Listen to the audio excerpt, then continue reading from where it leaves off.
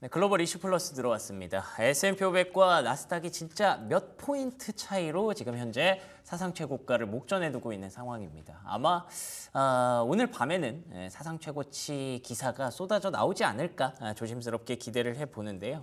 그 배경에는 결국에는 트럼프가 다 해냈다라는 그런 의견들이 기저에 깔려 있는 것 같습니다. 뭐 중동 이슈부터 파월 의장을 내친다고 해도 시장은 좋아합니다. 이제는 완전히 트럼프 정책에 대한 신뢰도가 좀 높아진 것 같은데 트럼프 대통령의 최근 행보에 대해서 한번 오늘은 얘기를 나눠보도록 하겠습니다. 윤석천 경제평론가 모셨습니다. 안녕하십니까? 네, 안녕하십니까? 네, 반갑습니다. 제가 오프닝에서 말씀드린 대로 트럼프 대통령이 굉장히 지금 열일합니다. 진짜 허슬러 같은 그런 느낌으로 열일을 하고 있는데 최근의 행보 간단하게 총평을 한번 해주신다면 어떻게 보십니까? 트럼프 대통령이 취임해서 근 한 6개월 동안 아무것도 이룬 게 없다는 어떤 비판에 굉장히 시달렸죠. 그랬었죠. 그런데 이제 그 어떤 반전의 기회를 일단 맞은 거는 것 같아요. 그걸 속속들이 파보면은 사실 이스라엘과 이란 간의 전쟁의 어떤 휴전의 그 성공인지는 모르겠습니다. 아직은 그렇지만 모르죠.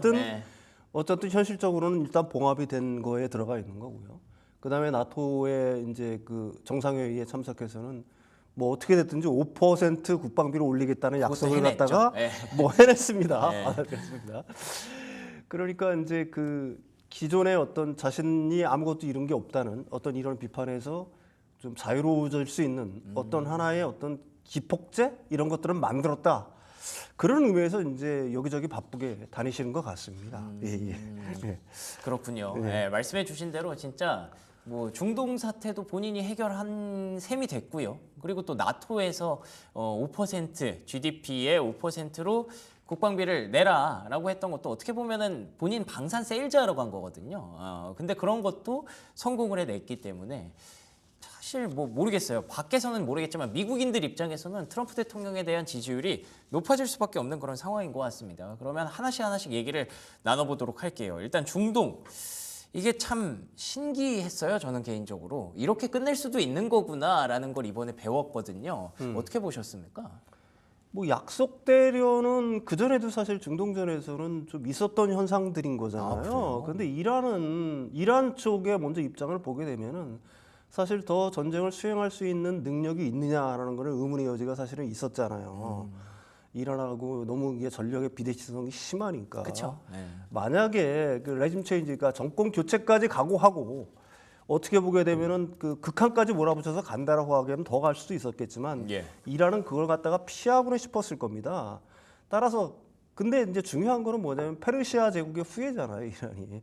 그렇죠. 그러니까 체면을 굉장히 중시하지 않습니까? 체면은 차여야 되는 거잖아요. 그러니까 카타르한테 먼저 공습 사실을 알린 거고 카타르에 알리면 당연히 미국한테 가겠죠. 중간에 카타르가 중재를 많이 했다고 당연히 그렇죠. 그러니까 그런 식으로 하면서 그 물밑으로는 이제 그 핵협상, 그러니까 외교적인 어떤 협상책을 갖다가 계속해서 던지면서 그 어떻게 보게 되면은 이란으로서는 그 탈출구를 찾았다라고 볼 수 있는 거고요. 미국 측에서 그럼 이걸 갖다가 이제 받은 이유는 뭐냐? 계속 공격해서 진짜로 핵 능력을 무력화시키거나 레짐 체인지를 꾀하지 않고 여기서 한 발 물러나는 건 미국 나름대로의 사정이 있는 겁니다.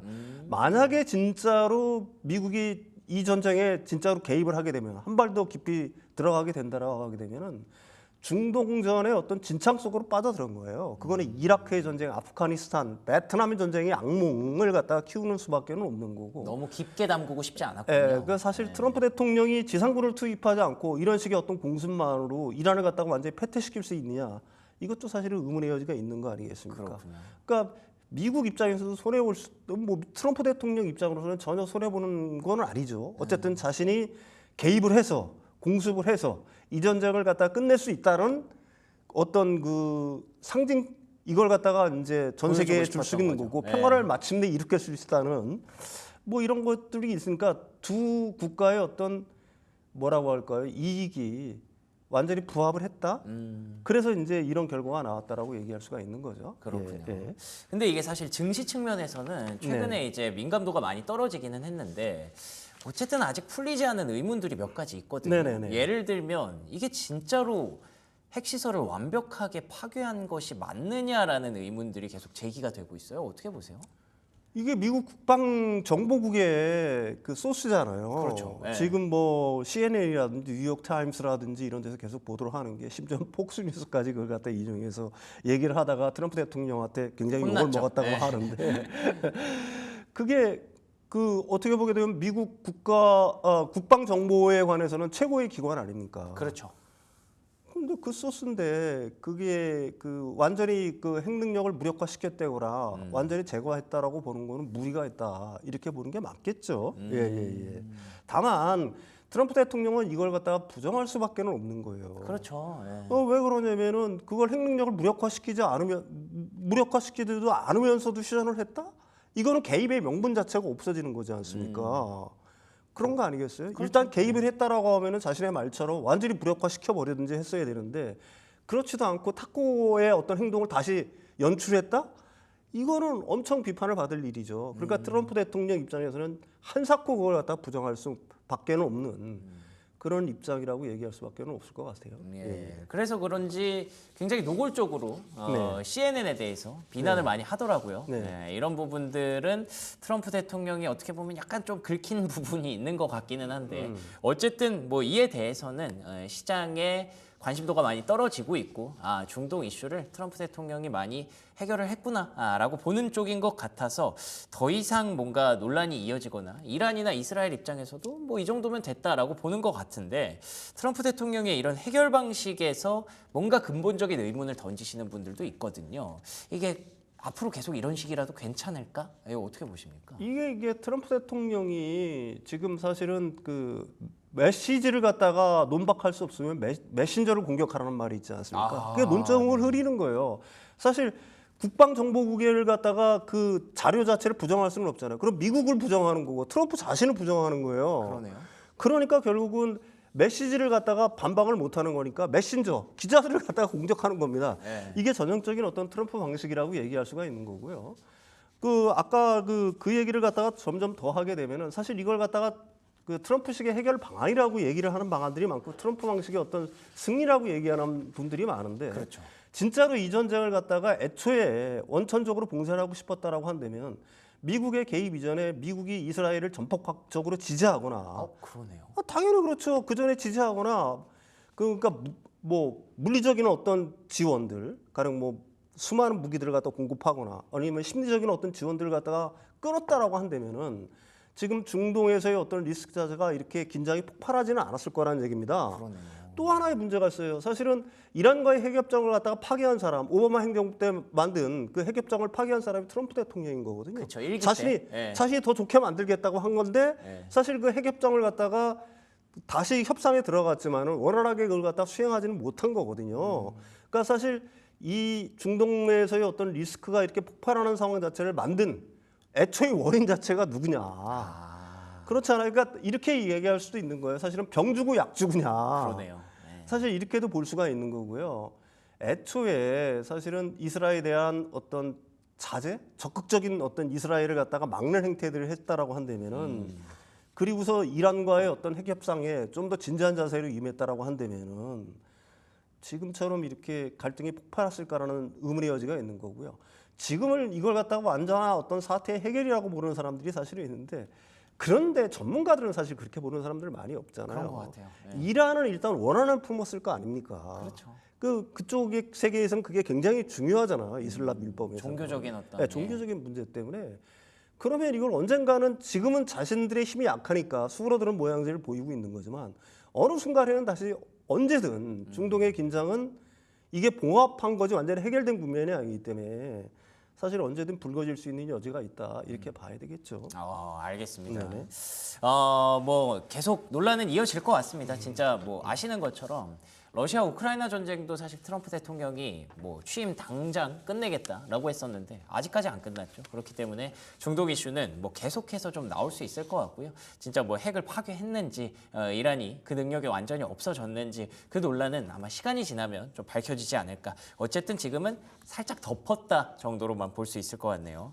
그럼 나토는 어떻게 보십니까? 어쨌든 트럼프 대통령이 원하는 GDP의 5% 달성하고 왔어요. 굉장히 손쉽게 달성하고 왔어요.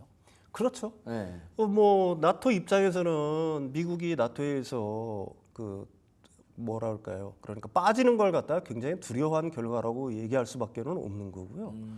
근데 이제 5%를 갖다가 달성을 일단 명목적으로 했는데 이게 향후 10년이에요. 아 그래요? 예, 향후 10년 동안, 그러니까 29년도에 이제 중간 점검을 하겠다라고 사실은 얘기를 하는 거거든요. 근데 이게 현실적으로 가능할까를 돌아보는 게 중요한 거잖아요. 사실 이게 GDP의 5%라는 게 말이 쉽지 이게 쉽겠습니까? 미국도 4%예요. 네. 그리고 무엇보다도 사실은 이 GDP 규모가 커지면 커질수록 이 5%를 달성하는 건 굉장히 어려운 거예요. 현재 상황에서 지금 이 5% 목표를 갖다 달성할 수 있는 국가는 기껏 해봐야 독일, 그다음에 북유럽, 그다음에 발트 3국 정도예요. 왜 그러냐면 발트 3국이나 북유럽 같은 경우에는 GDP 규모가 작잖아요. 아 그러네요. 그러니까 거기서 5% 올려봐야 총액 자체는 그렇게 없구나. 크게 늘어나지는 않습니다. 근데 문제는 큰 나라들, 프랑스, 영국, 뭐 벨기에, 이탈리아, 스페인 이거 할 수 스페인은 아예 안 있을까요? 한다 그랬잖아요. 예, 네. 이거 할 수 있을까요? 5%를? 한번 이 5%를 하기 위해서는 뭐가 전제 조건이 돼야 돼요? 증세를 하거나 증세 쉽게 할 수 있습니까? 없죠. 두 번째, 공공 지출을 갖다가 줄여야 돼요, 그만큼. 그럼 복지 예산 줄어들겠죠? 이거 국민들이 가만히 있겠어요? 아니면 세 번째는 적자 국채를 발행하는 건데 그 부분에 대해서는 뭐 EU 전체의 어떤 적자 국채 발행 한도라든지 뭐 이런 걸 갖다 조정하는 문제들부터 시작해서 굉장히 심각한 문제들이 굉장히 많아요. 그러니까 이걸 갖다가 이제 트럼프 대통령이 진짜 5% 달성했으니까 나토 기존의 그 유럽 국가들이 약속을 지킬 거다? 생각을 한번 해보시면 지키겠습니까? 4년 있으면 2년 있으면 중간 선거고요. 일단은 트럼프가 좀 두려웠을 뿐이군요. 그렇게 보는 게 합리적인 추론 아닐까요?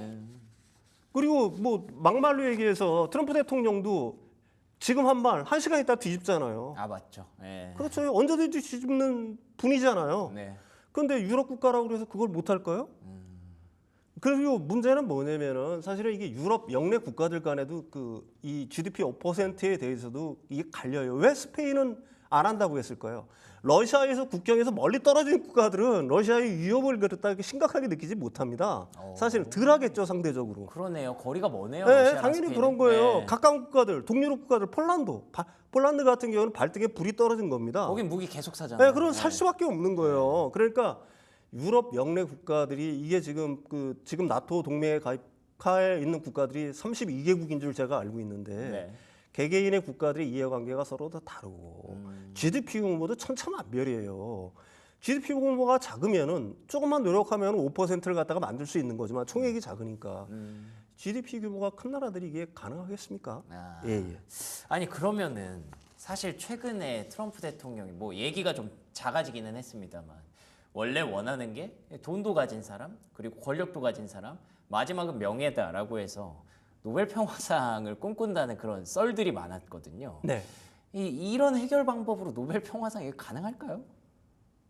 뭐 글쎄요. 어쨌든 노벨 평화상에 대한 꿈을 갖다가 꾸고 있는 것 같아요. 그건 트럼프 일기 때도 사실은 그랬어요. 맞아요. 그래서 예, 김정은 예, 예. 만나고 뭐 그랬었잖아요. 그래서 트럼프 대통령을 갖다가 설득하는데 가장 좋은 방법은 당신이 그 노벨 평화상 수상자를 추천한다 뭐. 그래서 우크라이나 의회가 사실 그걸 했다가 이제는 처리를 한 거지고요. 또 협상 카드로 쓴 거군요. 예, 근데 사실 지금 세계적인 여론 자체가 미국이 세계 평화에 어떤 위협이 된다는 여론들이 굉장히 높아지고 있는 상황입니다. 그러게요. 영국에서 조사를 했는데 그게 4월 달 조사거든요. 영국 국민의 72%가 미국을 평화에 대한 어떤 위협으로 꼽았어요. 이게 북한, 이란 뭐 이런 나라를 러시아보다 더 높은 수치예요. 그런데 지금 상황에서는 어떻게 되겠습니까? 미국이 세계 평화를 위협한다는 어떤 여론 자체가 4월 달보다 지금 훨씬 더 높아지지 않았을까요? 근데 이걸 평화상을 주는 할리번이 글쎄요. 이게 아무리 뭐 정치에 어느 정도 영향을 받는다고 하지만 예. 이런 상황에서 트럼프 대통령의 노벨 평화상을 주는 어떤 결정을 갖다가 내리기가 쉬울까? 뭐 저는 개인적으로 좀 의문입니다. 알겠습니다. 예. 뭐 이거는 뭐 본인의 어떤 그냥 작은 목표일 수 있으니까 이거에 대해서는 뭐 크게 우리가 다뤄볼 내용은 아닌 것 같고요. 앞으로도 계속 뭐 본인이 꿈꾸고 있다면 그와 관련된 정책들을 펼칠 가능성이 높으니까 이런 거 그냥 간단하게 좀 알아두시면 좋을 것 같습니다. 언제 또 이제 뭐 북한은 갈지도 모르니까요. 관련된 종목들 이제 투자하시는 분들에게 좀 도움이 되지 않을까 싶네요. 그러면 어쨌든 트럼프 대통령이 하고자 하는 것들을 지금 잘 하고 있는 상황이잖아요. 뭐 잠깐 덮었을 뿐일 수도 있지만 그래서 지금 남아있는 과제 중에 하나가 그 예산안 처리거든요. 네. 감세안, 네네. BBB 법안이라고 부르는 크고 아름다운 그 법안. 그에 대해서도 사실 그 내부적으로 잡음이 좀 나오고 있는 걸로 알고 있는데 어떻게 좀 잘 될까요? 어떻게 보십니까? 이 공화당 의원들 중에서도 사실 여러 가지 이견들이 사실은 있지 않습니까? 그렇다 하더라고요. 그래서 상원에서는 이거에 대한 어떤 계속 그 예산을 갖다가 이리저리 바꾸고 하는 작업들을 추진 중으로 알고 있어요. 그리고 뭐 중재 절차를 이용해서 사실 뭐 이 필리버스터도 피하면서 과반만 넘기면 통과될 수 있게끔 일단 준비는 돼 있는 것 같아요. 근데 이제 기한에 이걸 보통 상원 의장이 7월 4일까지 통과시킨다고 얘기를 하지 않았습니까? 맞아요. 네. 근데 그거는 제가 생각하기에는 어려울 것 같고요. 만약에 통과된다고 하더라도 이게 하원안과 지금 상당히 많은 차이가 있이 통과가 될 가능성이 있어요. 그러면 양원에서 또 협의체를 만들어야 됩니다. 협의체를 만들어서 안이 확정이 된다라고 하게 되면은 예. 다시 하원에 하원에서 통과가 돼야 되고 또 상원 통과 과정이 또 있어야 되는 거예요. 그러니까 통과가 된다고 하더라도 쉽지 않네요, 사실은 이거. 굉장한 진통이 있어야 되는 거고요. 상당한 시간이 필요할 거다 이렇게 보는 게 합리적인 어떤 추론 아닐까 이렇게 생각을 합니다. 예, 예, 알겠습니다. 그러면 지금 그 전반적으로 총평을 해보자면 트럼프 대통령이 뭔가 해결하고 있는 것처럼 보이지만 어쨌든 그냥 급하게 덮고 있다라고 보는 게 맞는 표현인가요? 지금 관세 정책도 마찬가지예요. 네, 상호 관세도 계속해서 물리면서 덮고 가고 있는 거잖아요. 뭐가 해결된 게 뭐가 있어요. 그렇죠. 영국하고 정도만 해결됐다 뿐이지 네. 사실은 계속 뒤로 밀리고 있는 거고요. 그러니까 이런 거죠. 시장이 안도를 하는 이유는 굉장히 이렇게 증폭됐던 위기가 일단 물려지면 조금 안심은 될 거 아니겠습니까? 네. 그래서 이제 이게 안심이 됐다라고 해서 반응을 하는 거고 사실 트럼프 행정부의 트럼프 대통령의 어떤 정책 자체가 지금 명확하게 어떻게 보게 되면 투명성을 확보하면서 불확실성이 완전히 거쳤다. 이렇게 보기에는 무리가 있다. 이 말씀을 드리는 겁니다. 알겠습니다. 뭐 아시는 것처럼 결국에는 따지고 보면 트럼프라는 사람 자체가 변동성 재료입니다. 그렇기 때문에 시장에서는 그런 부분들을 이미 염두에 좀 두고 있는 것 같고요. 시장이 뭐 가끔 뭐 타코라고 부르고 트럼프 대통령 결국 이렇게 해결해서 돌아올 것이다라고 믿고 있지만 언제 또 어디서 어떤 변동성이 일어날지 모른다는 거 여러분들 염두에 두시면서 앞으로도 뭐 뉴욕 증시가 잘 가고는 있습니다만 그래도 긴장 놓지 말고 계속 좀 지켜봐야 될 것 같다는 그런 생각이 드네요. 자, 지금까지 윤석천 경제평론가와 오늘도 얘기 나눠봤습니다. 오늘도 좋은 말씀 고맙습니다.